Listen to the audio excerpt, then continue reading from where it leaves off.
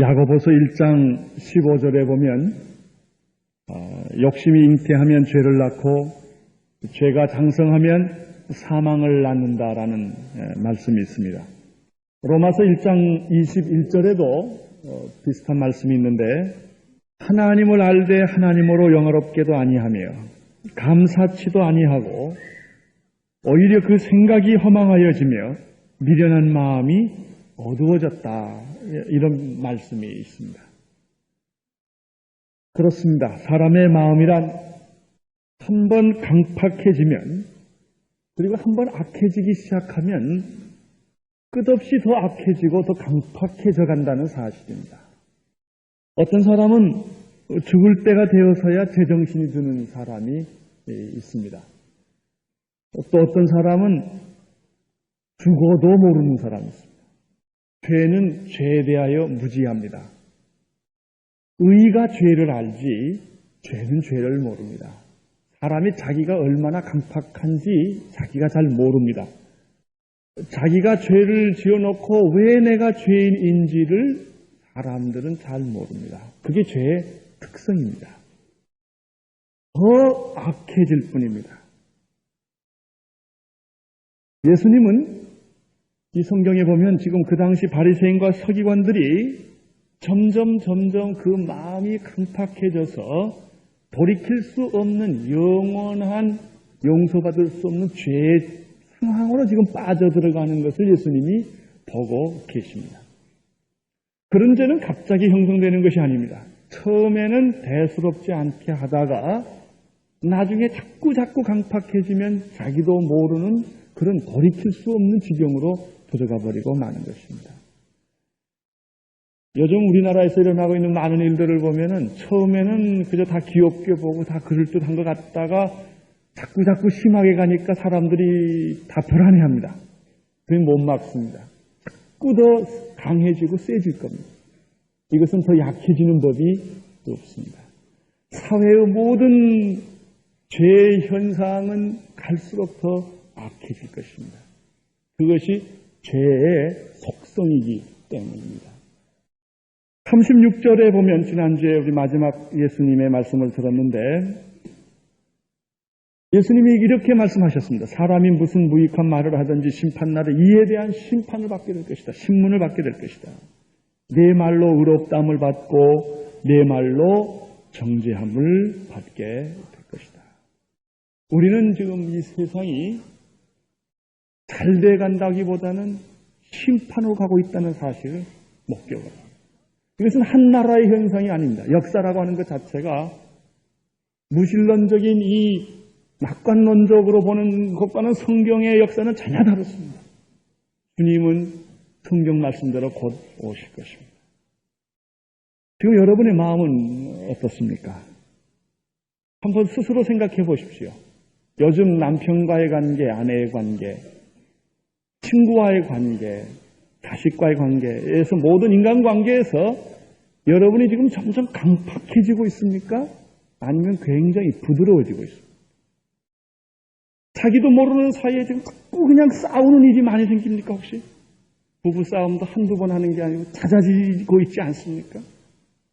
화를 내지 않아도 될 일에 자꾸 화가 나고 있는 것은 혹시 아닙니까? 신경질을 안 내도 될 일이 별것도 아닌 일에 지금 팍팍 화가 나고 있는 것은 혹시 아닙니까? 여러분의 마음이 돌덩이처럼 굳어지고 있는 것은 아닙니까? 아니면은 옛날에는 감히 용서할 수도 없었고 참 이해할 수 없었던 일들이 다 이해가 되고 혹시 용서되는 것은 아닙니까? 어떤 사람이 저에게 이런 고백을 했습니다. 목사님, 제가 교회 나온 이후로 왠지 자꾸 눈물이 자꾸 납니다. 눈물이 나고 그렇게 이상하게 가슴이 뭉클합니다. 별것도 아닌 일에 가슴이 뭉클합니다. 혹시 제가 약해져서 그럴까요? 아니면 나이가 늙은 탓일까요? 제가 그렇게 말합니다. 늙은 것도 약해진 것도 아니라 당신이 지금 부드러워지고 있다는 증거입니다. 과거에는 한 번도 눈물을 흘려보지 못한 사람, 웬만한 일에는 전혀 감동하지 않기로 결정한 사람들이 있습니다. 그런데 당신이 지금 무너지고 있는 것입니다. 팍팍한 이것이 지금 무너지고 있는 것입니다. 오늘 성경에 보면 유감스럽게 바리새인들은 자꾸 마음이 굳어지고 있습니다. 처음에 예수님 만날 때는 그렇게 심하게 반대를 하지 않았다가 이제는 하나님의 성령의 역사를 악령의 역사라고까지 해석하고 비양거리고 반항하는 모습을 보게 됩니다. 일반적으로 강팍한 사람들은 싸납습니다. 말도 싸납고 표정도 싸납고 행동도 거칠고 싸납습니다. 그런데 그들이 가끔 태도를 변할 때가 있습니다. 아주 부드럽게 나올 때가 있는데 그것은 부드러운 것이 아니고 교활한 것입니다. 이제 강하게 나가다가 작전을 바꿀 때는 부드럽게 나가는데 그것이 사실은 교만이고 교활인 것입니다. 38절을 보시기를 바랍니다. 같이 읽겠습니다. 시작. 그때 서기관과 바리새인 중 몇 사람이 말하되 선생님이여 우리에게 표적을 보여주시기를 원하나이다. 그렇습니다. 예수님의 기적을 악령의 사건이라고 정죄하던 그들이 갑자기 예수님을 가리켜 선생님이여라고 말을 바꿨습니다. 여러분 말 바꿀 때 항상 조심하십시오. 수상합니다. 선생님이여 우리에게 표적을 보여주십시오. 그런데 이것은 겸손이 아니라 굉장히 교활한 교만인 것입니다. 왜냐하면 예수님은 지금까지 표적을 보여주었음에도 불구하고 그 표적을 전부 악령의 사건이라고 다 거부하고 또 표적을 지금 보여달라고 하고 있기 때문입니다. 이 사람들이 정말 표적을 원했다면 이미 표적을 그들은 체험을 한 것입니다. 안식일의 논쟁 때 손마른 자를 고쳐주신 예수님을 보았습니다. 귀신 들려 눈멀고 벙어리 된 사람을 예수님이 즉시 고쳐주는 것을 그들이 보았습니다. 그러나 그들은 그것을 표적이라고 인정할 수가 없었습니다. 그것은 바알세울의 힘을 빌린 악령의 사건이다 라고 말한 사람들이 예수님에게 또다시 표적을 보여달라고 지금 이야기하고 있습니다. 그래서 예수님은 그들의 태도를 아시고 단호히 그들의 요구를 거절하셨습니다. 예수님은 누구든지 내게로 오는 자는 거절하지 아니하십니다. 누구든지 예수님에게 나와서 무릎 꿇는 자는 다 영접을 해 주십니다. 그러나 교활한 사람, 거짓된 사람, 가면을 쓴 사람의 간구는 듣지 않습니다. 거절하십니다. 겸손한 척하면서 교만한 생각을 가지고 있었고 진리를 구하는 척하면서 속으로는 칼을 갈고 독을 품고 있었던 사람들입니다. 대개 이런 종류의 사람들은 항상 사람들이 실수하기를 기다리는 사람들입니다. 기분 나쁜 웃음을 짓고 있습니다. 그것은 인내가 아닙니다. 그 사람이 실수하기를 기다리고 있는 것입니다. 그래서 상대방이 허물이 발견되거나 틈이 생기면 그 즉시 소리를 지르면서 공격을 하고 그 사람을 파괴시켜버리는 것입니다. 그것이 그들의 기다림이고 그들의 미소입니다. 바로 예수님 당시의 바리새인들의 태도였습니다. 어떤 사람은 스스로 야당되기를 좋아하는 사람입니다. 어떤 사람은 평소에 비판하고 반대하는 입장에 서는 것을 굉장히 지성적이고 자랑스럽게 생각하는 사람이 있습니다. 그러나 그것은 사랑이 없다는 교묘한 변명에 불과합니다. 사랑하는 사람에게는 미워할 시간이 없습니다. 일하는 사람에게는 불평할 시간도 없습니다. 격려해주고 사랑하기도 바쁜데 언제 남의 흉을 보고 약점을 기다리고 있겠습니까? 이것은 점점 예수님에게서 멀리해가는 모습들입니다. 39절을 보십시오. 같이 읽겠습니다. 예수께서 대답하여 가라사대 악하고 음란한 세대가 표적을 구하나 선지자 요나의 표적밖에는 표적이 없느니라. 이것은 거절입니다.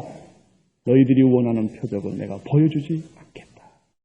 이미 표적을 보여주었음에도 불구하고 표적을 거부하고 또다시 표적을 보여달라고 하는 너희들의 그 교활하고 간교한 그 질문에는 대답할 수가 없다는 뜻입니다.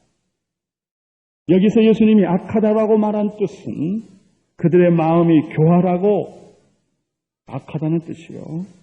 음란하다고 하는 뜻은 정욕적이라는 뜻보다는 그들의 마음이, 그들의 신앙적인 태도가 하나님과의 관계에 있어서 배교적이라는 뜻입니다.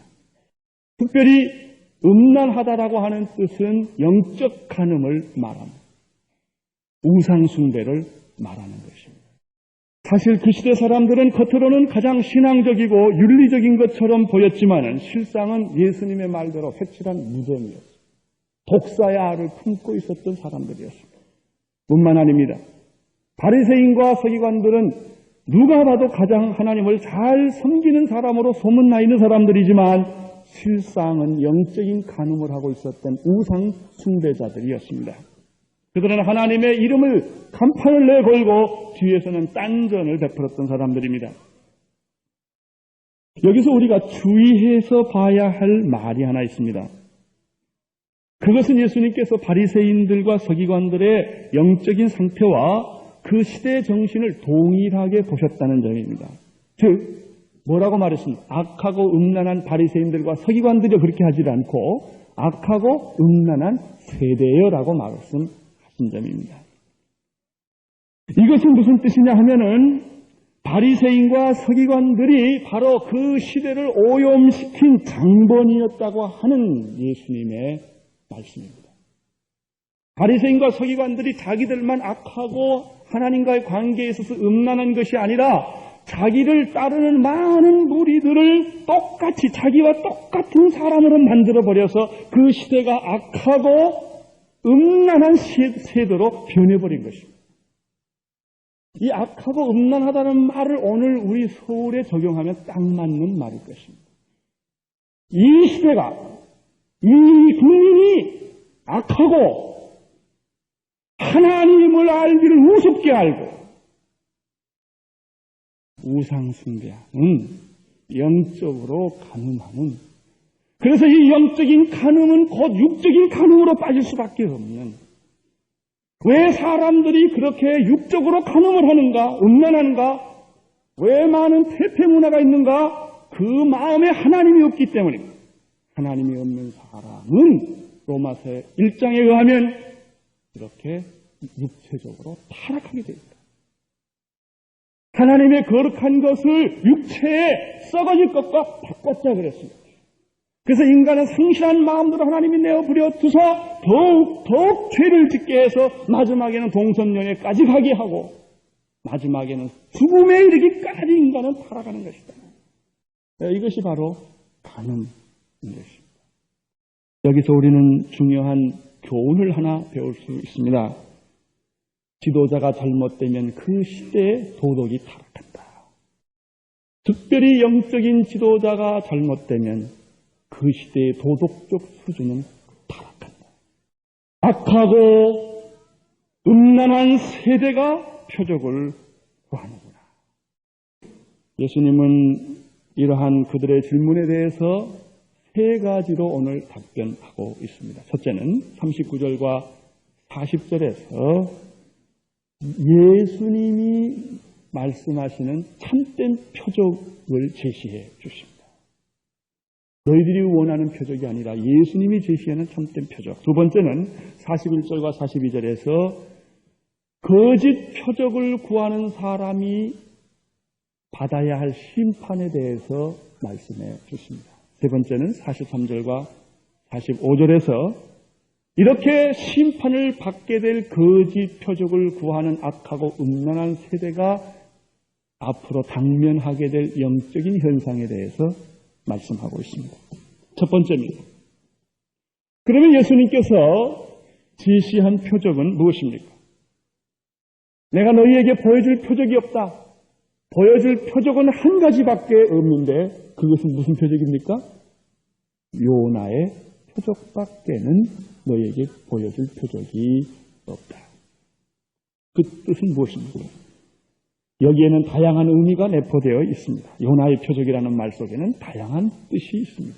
그들은 구약에서부터 요나라는 사람에 대해서 너무나 많이 듣고 잘 알고 있었습니다. 요나는 우리가 아는 대로 불순종해서, 하나님으로부터 불순종해서 큰 물고기 뱃속에 들어가 3일 동안 있습니다. 그리고 다시 나와 하나님의 말씀을 니느웨 백성에게 전합니다. 그런데 니느웨 백성에게 전하는 요나는 기뻐서 전하는 것이 아니라 할 수 없어서 전하는 것으로 되어 있습니다. 예수님은 이 요나의 표적밖에는 너희에게 보여줄 표적이 없다라고 하시면서 40절에서 그 이유를 또 해석을 하고 있습니다. 40절 같이 읽겠습니다. 요나가 밤낮 사흘을 물고기 뱃속에 있었던 것 같이 인자도 밤낮 사흘을 땅속에 있으리라. 이게 무슨 말씀입니까? 요나가 물고기 뱃속에 들어가 있었던 것처럼 인자도 3일 동안 인자도 밤낮 사흘을 땅속에 있으리라. 그것밖에는 보여줄 표적이 없다. 말씀은 내가 죽어야 하리라. 내가 죽는 것밖에는 너에게 보여줄 표적이 없다. 이런 예수님은 왜 죽으셨습니까? 너희들이 너무나 강팍했기 때문에 나는 죽을 수밖에 없는 것이다.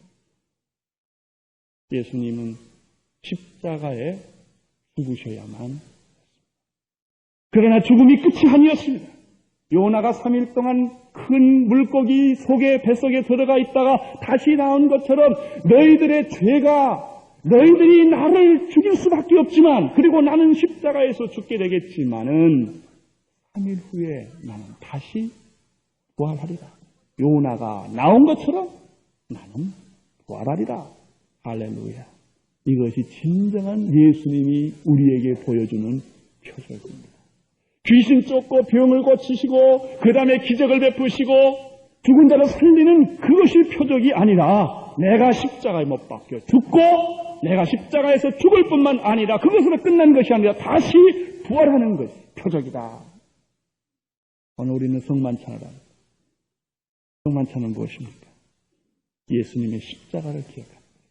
그분이 나를 위해서 살을 다 찢기시고 그 몸이 갈기갈기 부셔지시고 그 안에 있는 모든 피를 다 쏟아서 나를 살리신 사건입니다.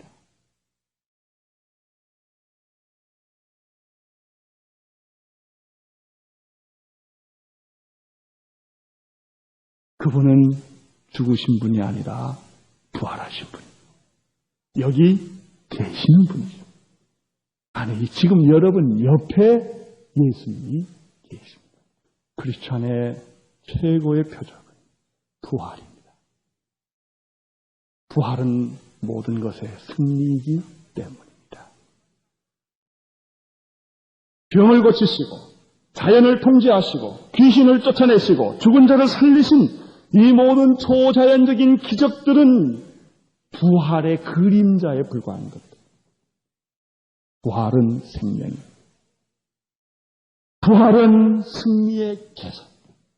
궁극적으로 역사의 승리요, 악에 대한 승리요, 사탄에 대한 승리요, 영원한 승리를 보여주는 것입니다. 죽어도 살겠고 무릇 살아서 나를 믿는 자는 영원히 살리라. 그것이 부활입니다. 그것은 사랑의 완성입니다. 오늘 우리 크리스천들에게 주시는 하나님의 최대 표적은 부활에 참여하는 믿음입니다. 두 번째입니다. 41절과 42절에서 예수님의 표적을 믿지 못하는 사람에게 임하는 심판이 어떤 것인가를 이제 보여주십니다. 41절을 보십시오. 같이 읽겠습니다. 시작.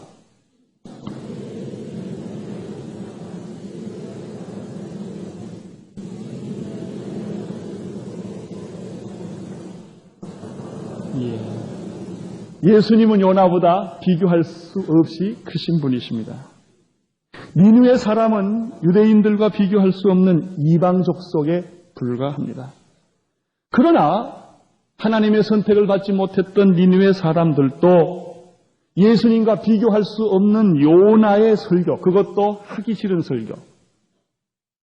아마 물고기 뱃속에 나와가지고 요나가 니느웨에 가는데 입맛이 썼을 거예요.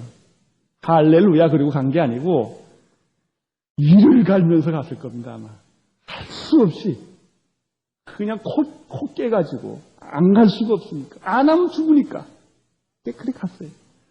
보나마나 요나가 설교할 때 표정을 우리는 충분히 상상할 수 있어요.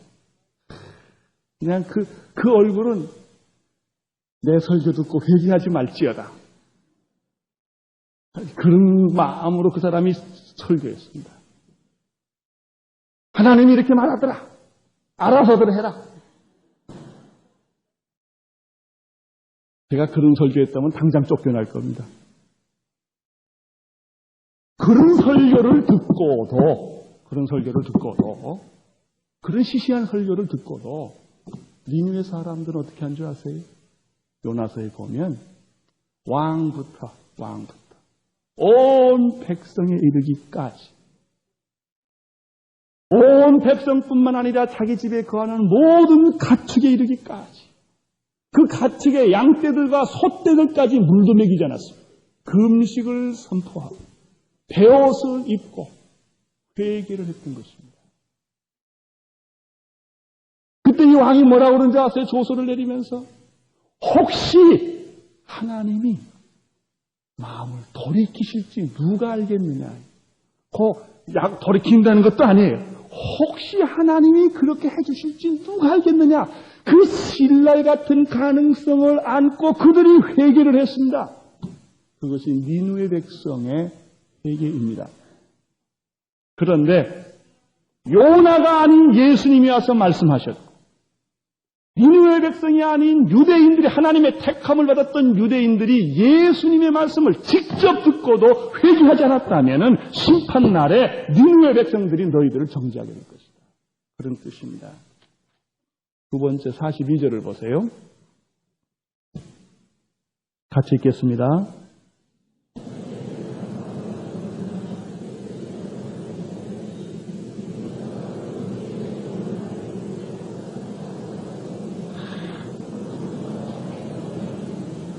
남방 여왕은 바로 그 당시 애굽과 에티오피아에 있는 여왕이었는데 그 유명한 시바 여왕입니다. 솔로몬과 시바 여왕, 그 시바 여왕은 솔로몬의 지혜를 듣기 위해서 남방에서 땅 끝에서부터 와서 지혜를 경청했던 여자였습니다.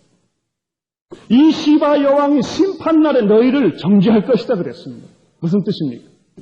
이 시바 여왕은 솔로몬이 하나님의 지혜를 조금 가지고 있다는 그 소문을 듣고 그것을 얻기 위해서 땅끝부서부터 왔는데 솔로몬과 비교할 수 없이 크신 분이 예수 그리스도가 친히 너희에게 하나님의 지혜를 말하는데도 너희들은 귀를 막고 성령의 역사를 악령의 역사라고 말을 하니 시바 여왕이 심판 때 증인이 될 것이다. 너를 정죄할 것이다. 그렇습니다. 악하고 음란한 세대는 아무리 특혜를 많이 받았다 하더라도 정죄를 받게. 여러분 유대인들만큼 하나님의 특혜를 받은 민족이 어디 있습니까? 자, 우리가 언제 예수님을 봤습니까? 예수님이 옷자락을 만져봤습니까? 그러나 그들은 친히 볼 수 있었고 만질 수 있었고 그들은 예수님의 음성을 들을 수 있는 그런 축복과 특권을 가지고 있었던 사람들입니다. 여러분 잘 들으세요. 여러분들이 지금 기회가 없어서 예수를 못 믿습니까? 아닙니다. 이렇게 좋은 예배당에서 이렇게 좋은 환경에서 누가 이 교회 오는 걸 막습니까? 누가 성경을 못 보게 합니까? 누가 기도를 못하게 막습니까? 이렇게 자유로운 환경 속에서 여러분이 예수를 어떻게 믿느냐 이게. 이런 환경이 없는 곳에서 교회 다니면 핍박을 하고 감옥에 집어넣고 성경 못 보게 하고 기도 못하게 하는 일북이나 공산세계 안에서 그렇게 억압된 상황 속에서 처절하게 예수를 믿는 사람보다 우리가 못하다고 하는 것입니다. 설교 30분만 지나면 지루해요. 제가 듣기에는 지금 동독 이전에, 지금 이 사태 이전에 동독의 크리스찬들은 몰래 숲속에 모여서 3시간, 4시간씩 예배를 드린대요. 설교도 없대요. 성경도 없다. 그러나 그들은 감격해서 울면서 3시간, 4시간 하나님을 경배한다고. 그들이 우리를 어떻게 심판날에 말하겠습니까? 너희들은 그렇게 좋은 조건에서, 그렇게 좋은 환경에서, 그렇게 방해 없는 마음껏 예수 믿는, 그럴 수 있는 환경에서 이렇게 게으르게 예수를 믿으니, 그리고 시시한 문제들을 가지고 그렇게들 속상해하고, 별것도 아닌 걸 문제를 가지고 굉장히 큰 것처럼 생각을 하고, 교만을 떨고 건방지게 예수를 믿으니 하는 것과 비교해 볼 수 있지 않겠습니까? 생각해 보세요. 요즘요, 정보가 발달돼서 테이프, 가만 집에 앉아서도요, 내노라 하는 설교는 다 듣습니다. 좋은 성경 공부, 좋은 설교, 좋은 부흥회, 책이 없습니까? 뭐가 없습니까? 가만 앉아서도 그저 오라고 하는 데가 너무 많아요. 여기 오시오, 설교 들으세요. 여기 와서 성경 공부하세요. 이 집회 가십시다. 저 집회 갑시다. 이 산에 갑시다. 저 산에 갑시다. 홍수예요, 홍수. 말씀의 홍수. 그러나 우리의 영적인 수준은 점점 땅에 꺼진다. 일제 핍박 시대와 6.25의 그 많은 어려운 속에서 우리의 믿음의 선배들은 생명을 걸고 예수를 믿었습니다. 신사참배 아래서 죽음을 물었습니다. 동신앙을 가졌습니다. 눈이 오나 비가 오나 어떤 핍박 속에서도 그들은 기도를 교회가 쉬지 않았습니다. 그렇게 예수를 믿었는데 지금은 환경이 많이 좋아졌기 때문에 우리의 신앙은 다 흩어지고 만 것입니다. 악하고 음란한 세대가 심판을 받게 될 것이다. 정죄를 받게 될 것이다. 셋째, 예수님은 43절과 45절에서 이런 악하고 음란한 세대가 겪어야 할 영적인 현상에 대해서 말씀해 주고 있습니다. 45절을 보세요. 45절. 같이 읽겠습니다. 이에 가서 저보다 더 악한 귀신 7을 데리고 들어가서 거하니 그 사람이 낮은 형편이 전보다 더욱 심하게 되었느니라. 이 악한 세대가 또한 이렇게 되리라. 이 말씀을 마지막 부분을 보면 이 비유는 지금 다른 얘기가 아니라 바로 이 악한 세대가 어떻게 될 것인가를 지금 이 비유를 통해서 예수님이 설명하고 있는 것입니다. 그럼 이 비유는 무엇입니까? 어떤 사람이 귀신이 들렸습니다. 근데 예수님이 귀신을 내쫓아 주셨습니다. 그래서 귀신을 나간 다음에 병도 낫고 눈도 뜨고 기적이 일어났습니다. 귀신이 밖에 나갔습니다. 귀신이 어디에서 사느냐면 물 없는 광야에서 삽니다. 귀신이 물 없는 광야에 사는데 아세셀 구약에 보면 아세셀 양을 광야로 보냅니다. 예수님이 광야에서 나에게 시험을 받습니다. 계시록에는 그것을 바벨론이라고 표현을 합니다. 귀신들이 사는 곳입니다. 귀신들은 이 물 없는 광야에서 방황하고 사는데 귀신들은 거기서 쉴 곳이 없다고 성경이 말하고 있습니다. 쉴 곳이 없어서 방황하다가 다시 옛집으로 돌아온다 그랬습니다. 이 말이 무슨 뜻? 아주 중요한 그 영적인 그 내용이 그 안에 있습니다. 귀신이 유일하게 거하는 것은 타락한 인간의 마음이라는 뜻입니다. 거기만이 귀신이 쉬는 자리입니다. 귀신은 이런 광야나 무슨 산에나 이런 데 있는 게 아닙니다. 사람의 마음에 있는 것이 귀신이 제일 좋은 안식처. 귀신이 다시 와봅니다. 그 옛날 집으로 다시 돌아와 보니까 3가지 현상을 발견했습니다. 첫째, 그 집이 비어 있었습니다. 두 번째, 그 집이 소재되었습니다. 세 번째, 그 집이 수리되었다. 이것을 목격한 귀신은 다시 나가서 자기보다 더 센 귀신, 귀신에는 센 귀신이 있고 좀 안 센 귀신, 보통 귀신이 있고 그런 것 같아요. 여긴 센 귀신을 하나도 아니고 7.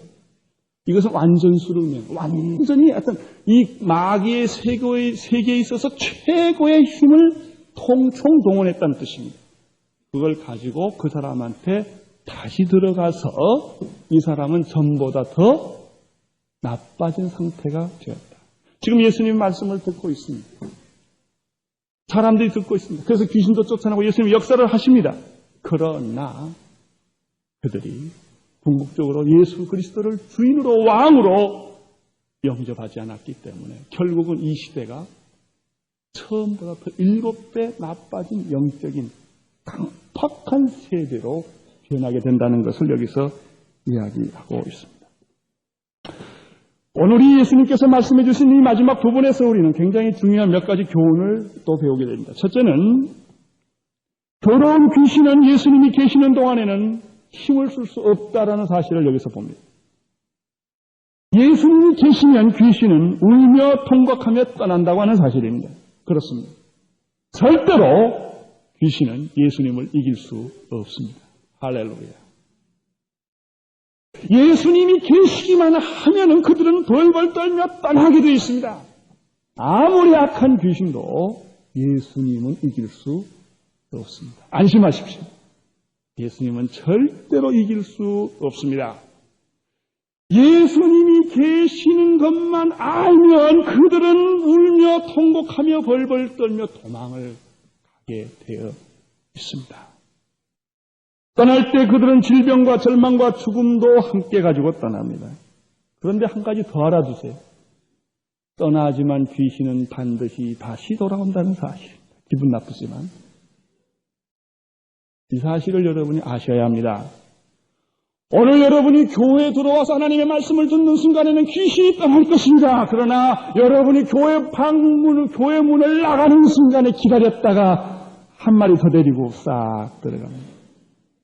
가자 골프장으로, 가자 어디로, 들로산으로. 골프 간다는 것, 들로산으로 간다는 게 나쁘다는 뜻이 아닙니다. 오해하지 않기를 바랍니다. 예를 들면 그렇다는 그 말입니다. 가자 극장으로 뭐 이런 거예요. 귀신은 나가기도 하지만 여러분 이거 꼭 기억하십시오. 우리 사자처럼 믿는 자라 할지라도 집어 삼키려고 한다 그랬습니다. 여러분 예수를 믿었다는 사실로 안심하지 마십시오.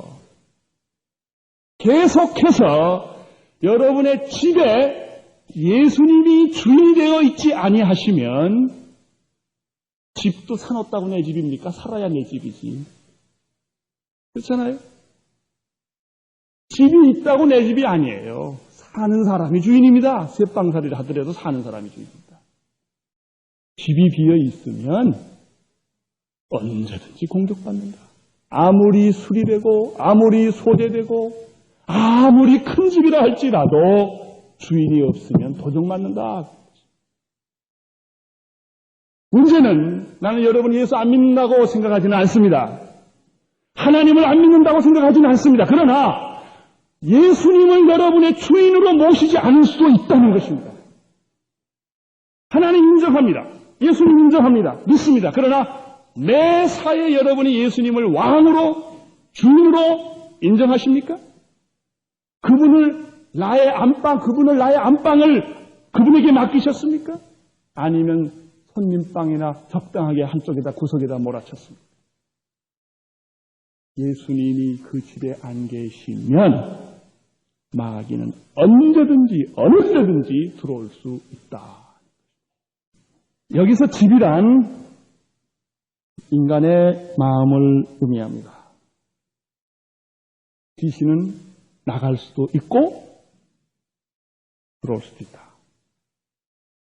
두 번째 사실은 집이라고 하는 것은, 인간의 마음이라고 하는 것은 청소되어 있고 수리되었다고 안심할 것이 아니다.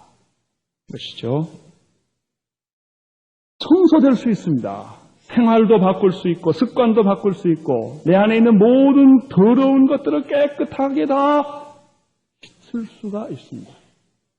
근데 이 죄라는 건 한 번 씻으면 영원히 씻어지는 게 아닙니다. 용서는 영원히 됐는데 자꾸 때 같아. 인간의 그 몸에 때 같아요.